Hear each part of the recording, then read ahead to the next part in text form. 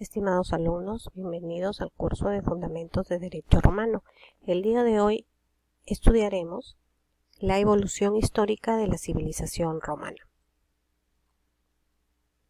Nuestro objetivo es conocer la evolución histórica de la civilización romana y los hechos más importantes sucedidos en cada una de las etapas. Las etapas de la civilización romana son monarquía, república, principado y dominado.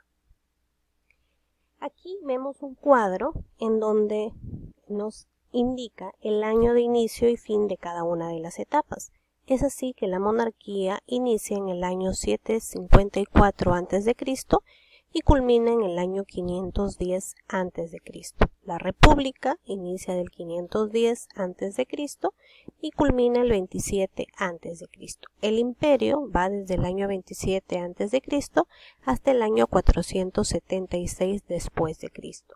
Si verificamos el cuadro que está en la parte inferior, podemos ver que el imperio, como su extensión es bastante amplia, también se dividió en principado, o conocido también como Alto Imperio, y el dominado, conocido como Bajo Imperio. El principado va desde el año 27 a.C. hasta el año 284 después de Cristo, y el dominado del año 284 después de Cristo hasta el año 476 después de Cristo, ¿no?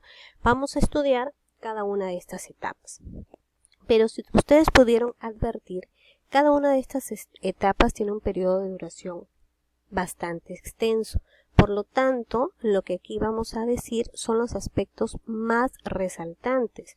No vamos a hablar de manera detallada, sino de manera general, pues nos tomaría todo un semestre académico hablar de manera minuciosa de la evolución histórica de Roma, ¿no? Lo que nuestro curso se centra es en la evolución de las instituciones del derecho romano.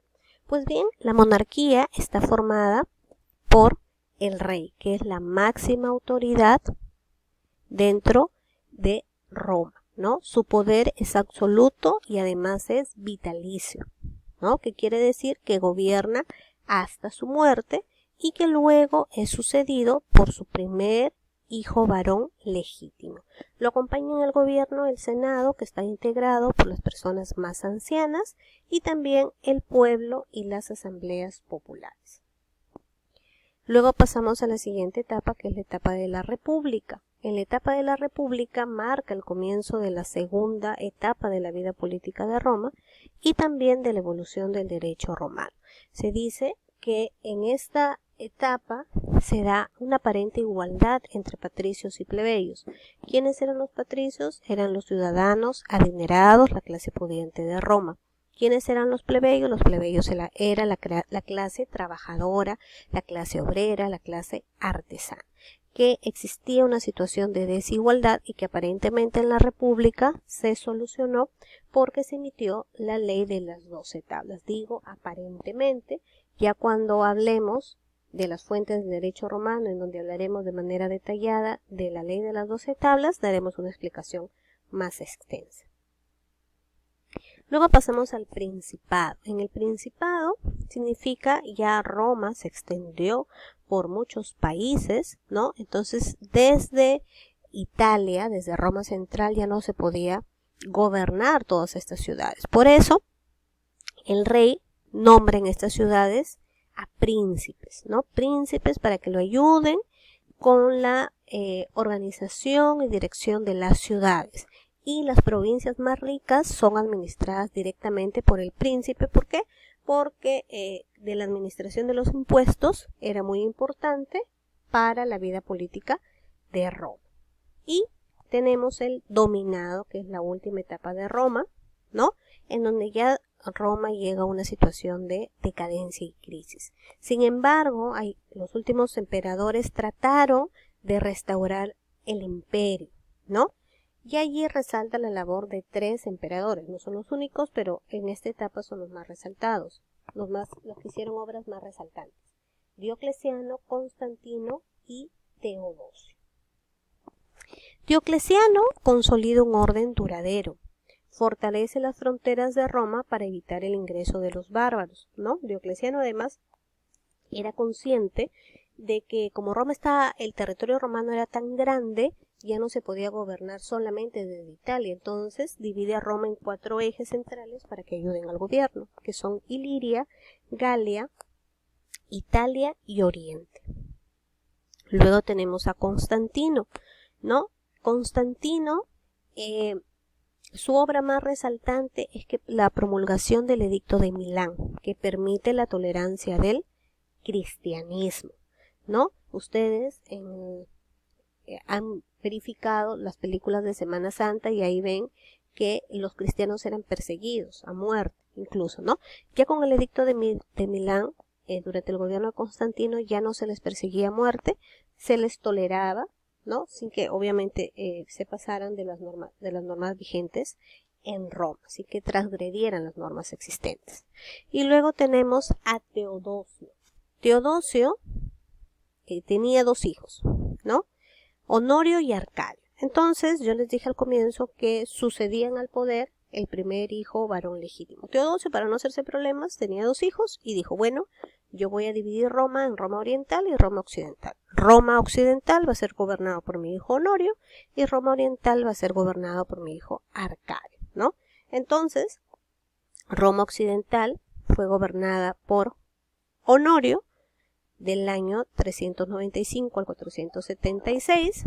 Luego, en el 410, Roma es tomado por Alarico. En el 455 se da el saqueo de Roma y ya llega a su decadencia, cae el imperio y a raíz de esta división y caída se forman las ciudades actuales los países actuales de Francia, Inglaterra, Alemania y España. En cambio, en Roma Oriental fue gobernado por Arcadio en el año 395 al 565, ¿no? En el 518 gobierna Justino I, que era el tío de Justiniano. En el 527 Justiniano se casa con Teodoro, una mujer de dudosa reputación, y en el 535 Belisario, general de Justiniano, ocupa Italia y expulsa al rey de los ostrogodos. Y finalmente viene la caída y decadencia del imperio de Roma Occidental, ¿no? Nosotros nos dijeron que Roma cae por las invasiones bárbaras, sí, que saqueaban las ciudades, sí, eso es verdad, pero no es la única razón.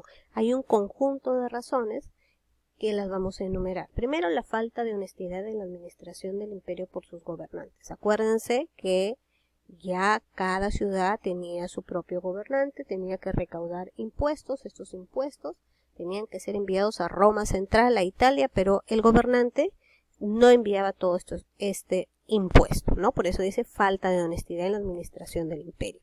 Hay una disminución de la población por las epidemias y guerras. Imagínense, estamos año 2020 y la gente está muriendo por el COVID-19. Imagínense en Roma las epidemias, cómo elevaba el número de muertos.